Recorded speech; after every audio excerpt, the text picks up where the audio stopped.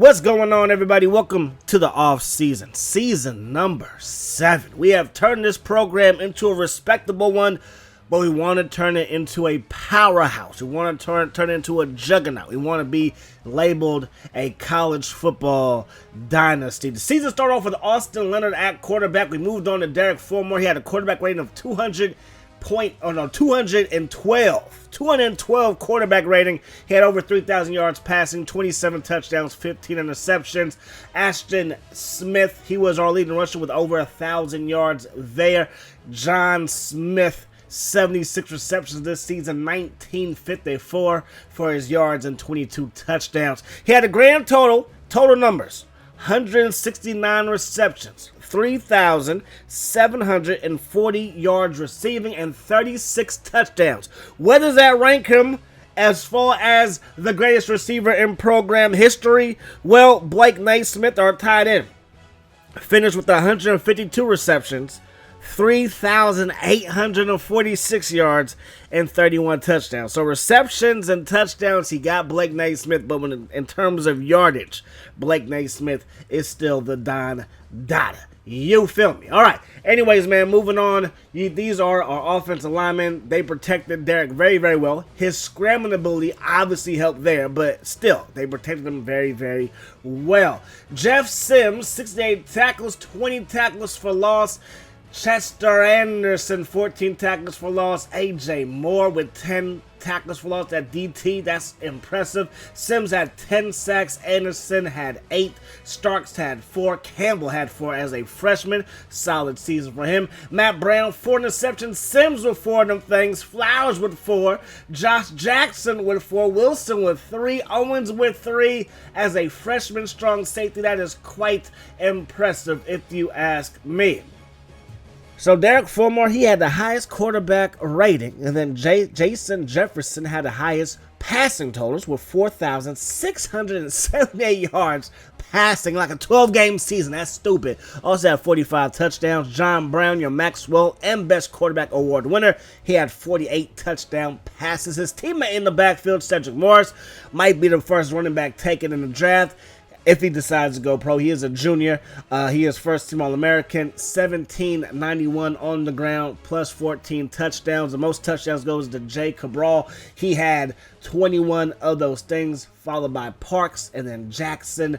Josh Rush, receiver from BYU, 123 receptions for 1669, but of course the most yards goes to John Smith at 1954. Most touchdown receptions also go to John Smith at 22, and then James Wagner, the 6'8 beast who we played in week 1, 19 touchdowns for the season. The O-line, these guys stay at IHOP, and they are always eating pancakes. And the restaurant always runs out of pancakes when they're done because they get all the pancakes all season long and they hardly ever give up sacks. Good offensive line play is never underappreciated by yours truly. Miller, 121 tackles, 27 for loss, and 9 sacks. Those tackle numbers are ridiculous. We started off the season playing on 5-minute quarters. I feel like the games play better on 5-minute quarters. However, the defensive guys do not get any type of numbers on 5-minute quarters, so I bumped up to 6 minutes, as we usually do throughout these dynasties. But depending on where these guys get drafted and what determines your draft stock, we might go back to 5. So here goes our budget. Recruiting 35%, 40% for training, and 25% for discipline. Derek is going to go pro. He is going to let go of his senior year. He's going to go pro. Okay, it's his choice. Wilson will also follow him and go pro. 92 overall left tackle. Now, the biggest question I have is what I just asked. Is it overall base?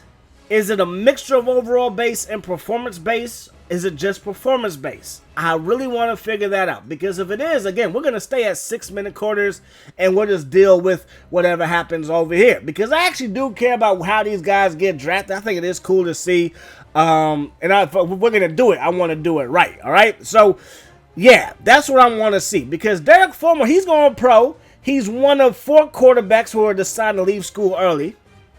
Everybody else who's going to be in the draft is going to be graduating. So I do want to see how this is going to play out. I really am interested because I want to track these guys a little bit better. We will be redrafting Sharp Dawkins and redrafting Jonathan Cade and Davenport. I might even add Blake Naismith if I can create a rookie. Maybe I can, maybe I can't. Who knows? We'll see what happens there. But these are your top quarterbacks with the overalls. Was it the greatest season for these guys? Absolutely not when you look at the numbers. So I just want to know the draft logic a little bit better, want to understand it just a little bit better.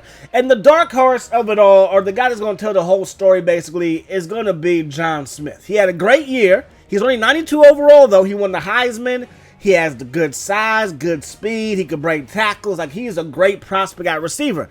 Is he going to be somebody that falls to the 5th round? That would be crazy if you ask me. So anyways, we're going to see how things play out. We're going to go more in depth for the draft video when that comes out. Anyways, man, these are our guys we're going after. Jones and Owens, two of the best guards in the nation. They're both looking to come to our program. I'm loving that. I'm like, let's sign both of y'all. Looking at two fullbacks, one from Ohio. Ohio State is knocking on his door. It might be tough to get him, but I'm going to try to get both. Have maybe more of a power game because, again, Leonard is our quarterback. And who knows what's going to happen there.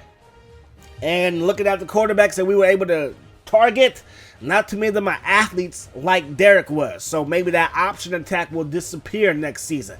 So these are the guys that we already got in the in-season process. Sampson, outside backer, Williams, receiver, Darlington, tackle, and then, of course, we got Davis at center. Here are the guys that we were able to officially get. No, not yet. I'm moving ahead of myself. This is the last week of recruiting, and look at the lead we have. The number 6 guard. We are miles ahead of LSU. Miles ahead. I'm like, we can't mess this up. So I'm like, we're going to have the head coach visit him. We're going to talk about coaching prestige again. Maybe that was a mistake. I don't know, but we're going to go with it again because that's all I can say. I believe our program is still a 4-star program. If the program is a 4-star program and you don't want to promise playing time and you don't want to promise anything that you don't want to, break, I talk about things that I know is going to entice you. And if you're a 5-star athlete, going to a 4-star program is not going to entice you. But playing for a 6-star coach might entice you. So that's why I decided to go with that. And we're going to see how things play out. I'm trying to maneuver the points so that I can utilize the points to the best of my ability. And boom, we're going to send the house at Owens. And hopefully that will not scare him off. Hopefully that will actually, wait.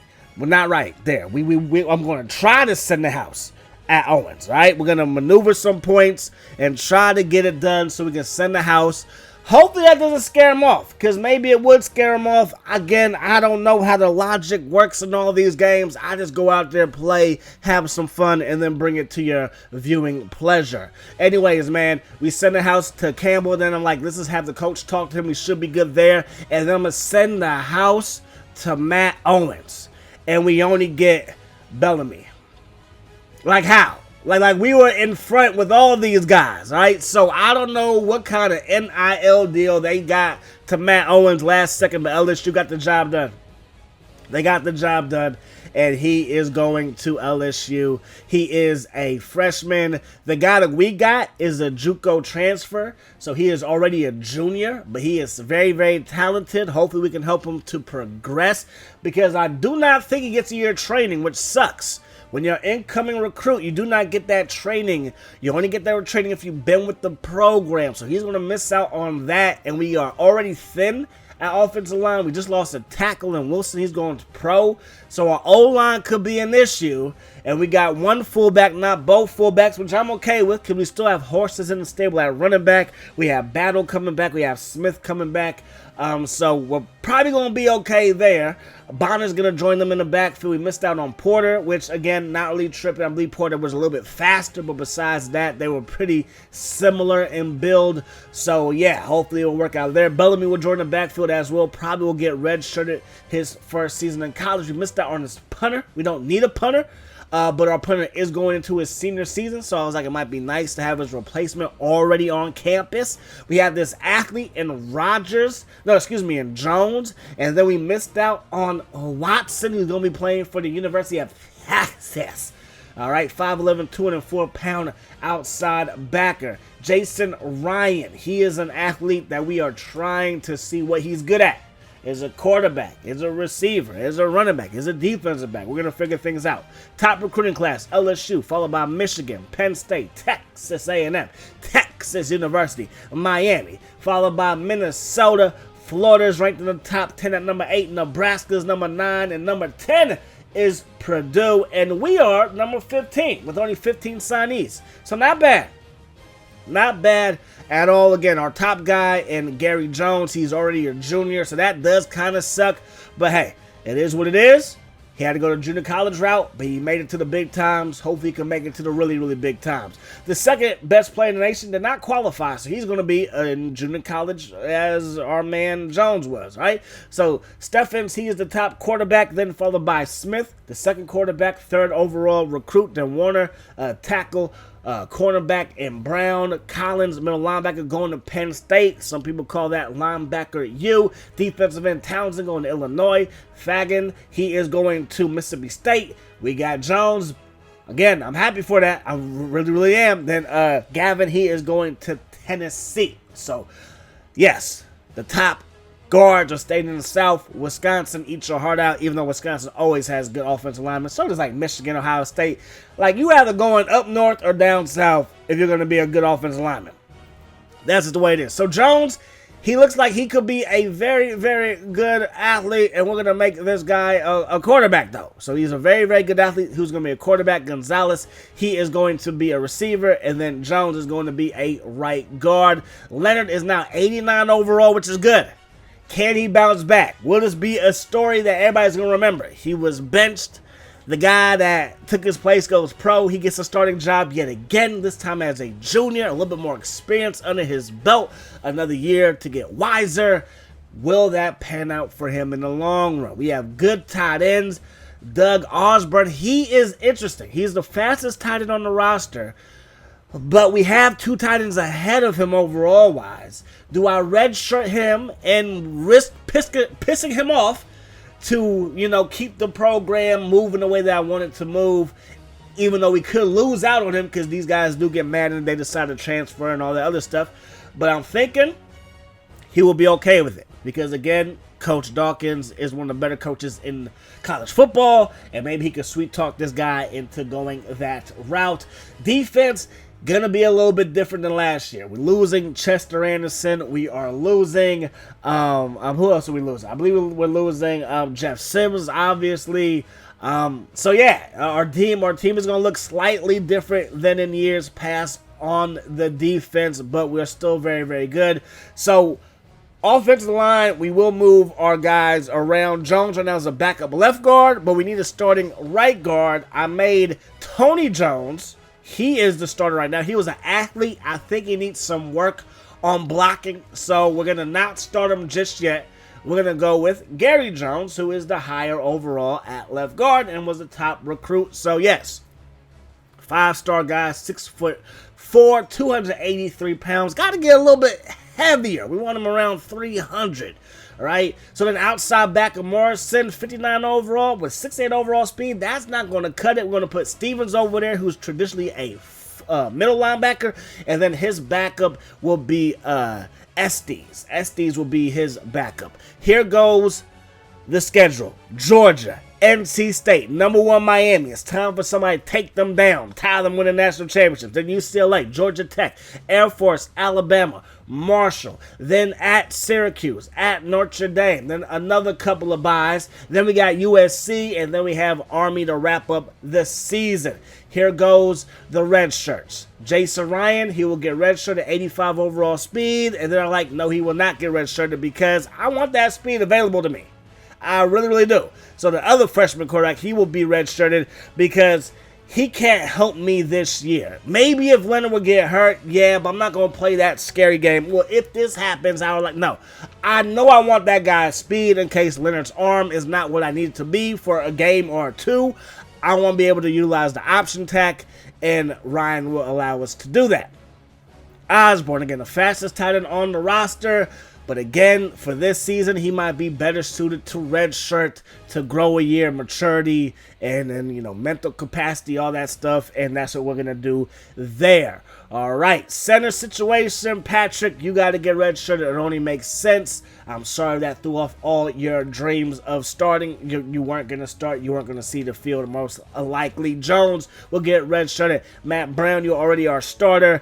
Alfred, Flowers, Ford. You know, we are thin at corner, so we got to get some corners this next season. We have to. It is a must because, yeah, we lost a bunch of good ones, man. We lost a bunch of good corners. So, again, our defense could be a little bit not as good as it was last season. So, left end and Whitaker. Then we got D tackle, another right end, and then we got another D tackle because we're going heavy on defense. Because I think we have to keep our defense good. Teams that can control the ground and control the clock usually give me fits. So we got to have a good defense going into each season, this retooling and rebuilding. And hopefully we have done enough there. John Brown looking to get a Heisman. Phillips, also from LSU, looking to get a Heisman. Wright from Nebraska, he's trying to get one. From South Carolina, got Luke Butler.